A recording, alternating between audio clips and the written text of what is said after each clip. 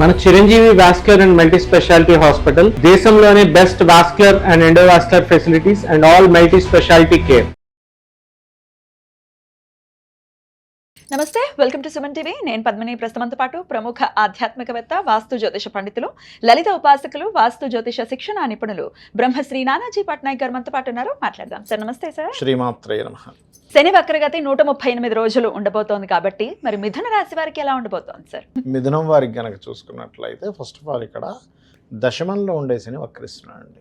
దీనివల్ల ఏమిటి అంటే, ఒకటి ఉద్యోగం కాదు, నేను ఇంకేదో ఉన్నత విద్య చేసి నేను పెంచుకోవాలనే దాంట్లో జాబులు మానేయడము, జాబులు మారడము, లేదా ఉన్న ప్రదేశం కాకుండా ఏదో దూర ప్రాంతాలకు వెళ్ళి జాబ్ చేయడము, ఇలాంటివి జరుగుతాయి వీళ్ళకి. అయితే ఈ శని వక్రించినప్పుడు భాగ్యం వైపు వెళ్తున్న శని ఎప్పుడు కూడా ఏం చేస్తాడంటే, మనకు తెలియకుండానే, ఇప్పుడు శుక్రుడు కూడా నీచంలో ఉన్నాడు కదా, 4వ భావం మీద శుక్రుడి మీద దృష్టి ఉంది కాబట్టి మనకు తెలియకుండానే మనం బాగోలేనటువంటి ప్రాపర్టీస్ వైపు వెళ్తాం. అంటే అదేదో కబ్జాలో ఉన్నది, వాస్తుదోషం ఉన్నది, లేకపోతే దాని మీద చాలా లిటిగేషన్స్ ఉన్న ప్రాపర్టీస్ తక్కువలో వస్తుందని తీసుకుంటాం. ఇది ఎప్పటి వరకు ఉంది కాంబినేషన్ అంటే ఆగస్ట్ ఎండింగ్ వరకు ఉంది.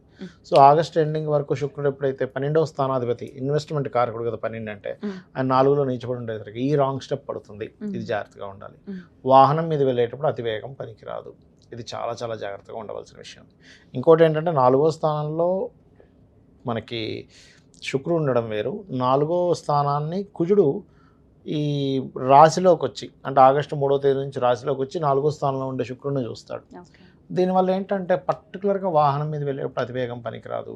కొంచెం బీపీ లెవెల్స్ ఎక్కువ ఉండేవారు కొద్దిగా చూసుకోవాలి మిథునం వారు. ఎందుకంటే ఇక్కడ పూర్వజన్మ కర్మకారక ప్లానెట్ కుజుడు 6-11 అధిపతి. ఆయన లగ్నంలోకి వచ్చేసరికి ఏమవుతుందంటే బీపీ లెవెల్స్ పెరగడము, కొంచెం కోప స్వభావం పెరగడం, చిన్న చిన్న విషయాలకి బాగా కోపంగా ఉండడం, ఇలాంటివి జరుగుతూ ఉంటాయి. కాబట్టి ఈ యొక్క విషయంలో జాగ్రత్తగా ఉండాలి చెప్పాలంటే. సో వీళ్ళు కొంచెం ఈ ప్రాపర్టీస్ తీసుకోవడం కానీ ఇలాంటివన్నీ ఆగస్ట్ ఎండింగ్ వరకు పెండింగ్ పెట్టుకోవడం మంచిది. దాని తర్వాత బాగుంటుంది. ఆర్థికంగా ఎలా ఉంటుందని అనుకోవచ్చు సార్? ఆర్థికంగా బాగుంటుందండి, ఎందుకంటే 2 గ్రహాలు ఉన్నాయి. కాకపోతే ఏంటంటే, ఇక్కడ గురువు కంబస్ట్ అయినప్పటికీ ఎంతైనా ఉచ్చ స్థానం కదా, రవి ఉన్నాడు.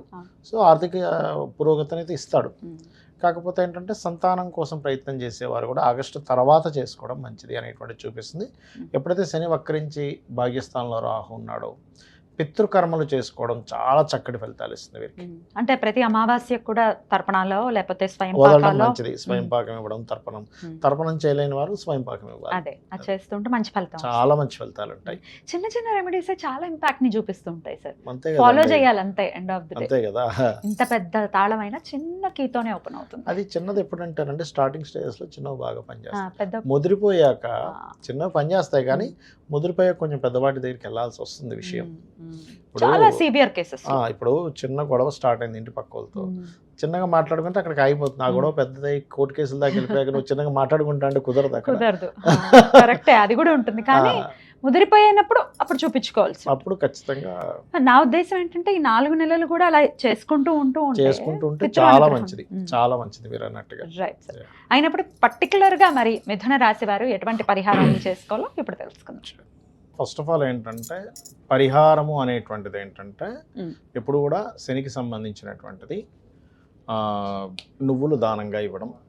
ఓకే, అదేవిధంగా కాస్త ఓల్డ్ ఏజ్ హోమ్స్ లేదా పెద్దవాళ్ళు ఉంటే వాళ్ళకి సేవ చేయడము, నూనెని ఆలయాల్లో దీపారాధన కనివ్వడం చేస్తూ ఉండాలి. అయితే ఇది శని మనకిప్పుడు గోచారంలో వక్రిస్తున్నాడు, కానీ వాళ్ళ పర్సనల్ చార్ట్స్లో కూడా ఒక గ్రహం వక్రించినందుకు భృగునందనాడి అనేటువంటి దాంట్లో ఒక విషయం చెప్పారు. అది పెండింగ్ కర్మ అంటాం దాన్ని మనం. ఏ గ్రహం వక్రించినా అది పెండింగ్ కర్మ. ఇప్పుడు శనే వక్రించాడు అనుకోండి, వీళ్ళు పాస్ట్ లైఫ్లో చేయాల్సిన వర్క్ చేయలేదు, అది వర్క్ చేయడానికి వచ్చారు ఒకటి. రెండవది, వీళ్ళు ఉన్న ప్రదేశం నుంచి మారితే వీళ్ళ కెరీర్ బాగుంటుందని కూడా అర్థం. అయితే ఇట్స్ డిపెండ్ ఆన్ శని. ఇప్పుడు వాళ్ళ పర్సనల్ చార్ట్లో పలానా దగ్గర వక్రించారు, ఆ వెనక రాశి నుంచి 159లో ఏ గ్రహాలు ఉన్నాయో చూడాలి. దాన్ని బట్టి వాళ్ళు ప్లేస్ మారడం వల్ల అభివృద్ధి ఉంటుందా ఉండదా అనేది తెలుస్తుంది. ఇంకోటి ఏంటి, డ్యూయల్ సైన్ వైపు వెళ్తుంటే రెండు జాబ్స్ చేస్తారని అట్లా చెప్పొచ్చు. ఎందుకంటే కర్మ 2 ప్లేసెస్కి ఆక్యుపై చేస్తున్నాడు కదా అట్లా. అదేవిధంగా జీవుడు వక్రించాడు అనుకోండి, వీళ్ళు ధర్మకార్యాలు కొన్ని పెండింగ్ ఉన్నాయి పూర్వజన్మల్లో. అంటే గురువు ధర్మకార్యాలు, జ్ఞాన సంబంధించినవి, లేకపోతే కొంతమంది చూడండి గుళ్ళు కట్టిస్తూ ఉంటారు. తీర్థయాత్రలకు వెళ్తూ ఉంటారు, అవును. దేవత వాటి దగ్గరికి వెళ్ళి అక్కడ సేవలు చేస్తూ ఉంటారు. ఇప్పుడు కొంతమంది పూజారులు ఉన్నారు, లేకపోతే ఈ వీళ్ళు ఉన్నారు దేవతా సంబంధించిన అదే టెంపుల్స్లో. వాళ్ళందరూ కూడా పాస్ట్ లైఫ్లో కొంత కర్మ బ్యాలెన్స్ ఉంది వారికి, ఓకే సార్, లేకపోతే అంత ఈజీగా రాదు అది. అంతే కదా సార్. అదేవిధంగా కొంత ఉపాసనలు చేసేవారు, అవన్నీ కూడా జూపిటర్ వక్రించినందుకు వాళ్ళు చేస్తే క్లియర్ అవుతుంది అర్థం. అలాగే మెర్క్యూరీ రిట్రో అనుకోండి, వీళ్ళు నాలెడ్జ్ షేరింగ్ చేయాలి. నాలెడ్జ్ షేర్ చేస్తేనే వీళ్ళకి ఈ జన్మ క్లియర్ అవుతుంది, అదర్వైజ్ అవ్వదు. మీరు గమనించవచ్చు, ఇవి చేస్తూ ఉంటే వీళ్ళ లైఫ్లో అభివృద్ధి కూడా ఉంటుంది.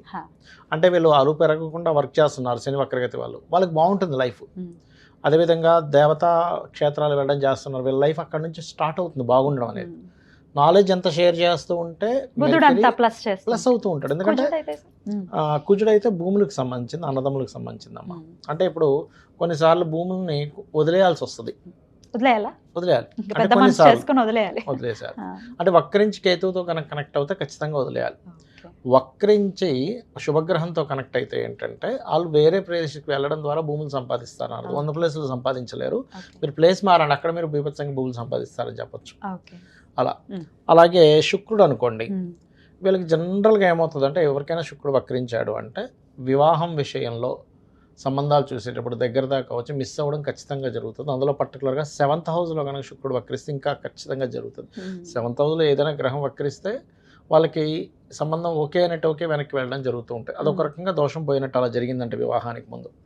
అలాగే వీళ్ళకి లగ్జరీ ఫైనాన్స్ సంపాదన లగ్జరీ అంతా కూడా వేరే ప్రదేశానికి వెళ్ళడం వల్ల బాగుంటుందని కూడా చెప్పొచ్చు. అయితే ఇక్కడ ఏంటంటే అది స్త్రీ జాతకం అనుకోండి, ఇంకా ఖచ్చితంగా స్త్రీమూర్తికి మార్పు వల్ల బాగుంటుందని చెప్పాలి. కాకపోతే ఇక్కడ ఏంటంటే ఎప్పుడైనా ఏదైనా గ్రహం వక్రించినప్పుడు, ఉదాహరణకి ఇప్పుడు వృషభంలో ఉండి శని వక్రించాడు, అప్పుడు నీచం వైపు వెళ్తుంది. అదే వృశ్చికంలో ఉండి వక్రించాడు, ఉచ్చం వైపు వెళ్తుంది. అంటే అది ఏ స్థానంలోకి వెళ్తుంది ఈజ్ మోస్ట్ ఇంపార్టెంట్. అంటే అది ఉచ్చమా నీచమా, ఫ్రెండ్లీ సైన్లోకి వెళ్తుందా, ఎనిమీ సైన్లోకి వెళ్తుందా, న్యూట్రల్గా ఉండే సైన్లోకి వెళ్తుందా ఈజ్ మోస్ట్ ఇంపార్టెంట్. రెండో విషయం ఏంటంటే అది వక్రించినప్పుడు అక్కడి నుంచి 159, అంటే ఉదాహరణకి మిథునంలో ఉండగా వక్రించింది, అప్పుడు అది వృషభం వైపు వస్తూ ఉంటుంది. వృషభము, కన్య, మన మకరము, కన్య, ఈ 3 రాసుల్లో ఏ ప్లానెట్స్ ఉన్నాయనే దాని మీద ఆధారపడి ఉంటుంది దాని రిజల్ట్ అనేది. చాలా పెద్ద క్యాలిక్యులేషన్, చాలా క్యాలిక్యులేషన్. కానీ మీకు దానివల్ల రిజల్ట్ ఖచ్చితంగా మీరు అది పాటించడం వల్ల మీకు రిజల్ట్ వస్తుందమ్మా. ఇప్పుడు ఒక వ్యక్తి వచ్చి అడిగాడు, ఏమంటే నేను ఇక్కడ చేయనా వేరే ప్రాంతానికి వెళ్ళి చేయనా, వక్రించి మంచి ప్లానెట్స్ అనుకోండి, ఖచ్చితంగా వాళ్ళు వేరే ప్రాంతానికి వెళ్ళడం ద్వారానే లైఫ్ బాగుంటుంది. ఇవన్నీ తెలుసుకోవాలంటే ఇట్లా నిష్ణాతుల దగ్గరికి వెళ్ళాల్సి ఉంటుంది. పర్సనల్ చార్ట్ చూసుకోవాలి. బట్ ఇన్ జనరల్ గా మేము రెమెడీస్ చేసుకోవాలనుకుంటున్నాం, మాకు భయంగా ఉంది, చాలా లాంగ్ పీరియడ్ కాబట్టి, మరి శని అనుగ్రహం కోసం ఎటువంటి రెమెడీస్ చేయమంటారు? ఫస్ట్ ఆఫ్ ఆల్ ఇక్కడ రెమెడీస్ అయితే శని అనుగ్రహం కోసం అయితే నేను చెప్పినట్టుగా ఇందాక నేను చెప్పినట్టుగా నువ్వులు దానంగా ఇవ్వడం, ఆయిల్ దానంగా ఇవ్వడం, ఎక్కువ బద్దకించకుండా పోస్ట్ పోన్ చేయకుండా వర్క్స్ కంప్లీట్ చేయడం, ఇవి ఖచ్చితంగా చేయాలి. ఎప్పుడెప్పుడు దానం ఇవ్వమంటారు? శనివారాలు ఇవ్వాలమ్మా ఒకటి. రెండవది శని వక్రగతి ఉంది అంటే ఫస్ట్ ఆఫ్ ఆల్ వాళ్ళు అర్థం చేసుకోవాల్సింది, వాళ్ళ కిందన పనిచేసే వాళ్ళని ఎక్కడ కూడా హీనంగా చేయకూడదు. ఎందుకంటే వాళ్ళకి సేవ చేయడానికి పుట్టాడు ఈయన. మళ్ళీ సమ్ వర్క్, ఇంకా పోయిన జన్మలో మనకు మంచి జాబ్ ఇచ్చాడు బాస్, కానీ మనం ఏదో తూతూ మంత్రంలా చేసి వెళ్ళిపోతున్నాం, అదంతా కూడా పెండింగ్ వర్క్, మళ్ళీ పెండింగ్ కర్మ. ఇప్పుడు అనుకుంటా ఏముందిలే బాస్ చూడట్లేదు, ఇక్కడ సీసీ క్యామ్స్ లేవు, మనం వాడిందే ఆడ పాడిందే పాట అనుకుంటే కాదు, అది ఎవ్రీథింగ్ ఈజ్ కౌంట్స్. ప్రతిదీ మీకు చూసేవాడు ఒకడు ఉన్నాడు, ఒకటేంటి 5 ఉన్నారు, 5 కెమెరాలు పెట్టాడు ఆ ఒక్కడు. ఆ ఒక్కడు 5 కెమెరాలు పెట్టాడు అనమాట. సూర్యుడు, చంద్రుడు, కంటి దగ్గర ఉండే దేవతలు, చెవుల దగ్గర ఉండే దేవతలు అని కొంతమంది ఉంటారు. వీళ్ళందరూ కలిసి 5 రికార్డులు ఒకటే అయి ఉండాలి. మళ్ళీ రాసి వీడియోలు తీసి పెడతారు, వీడియో చూపిస్తారు, నేను చేయలేదన్నయ్య ఇక్కడ చేసి నువ్వు కాదా.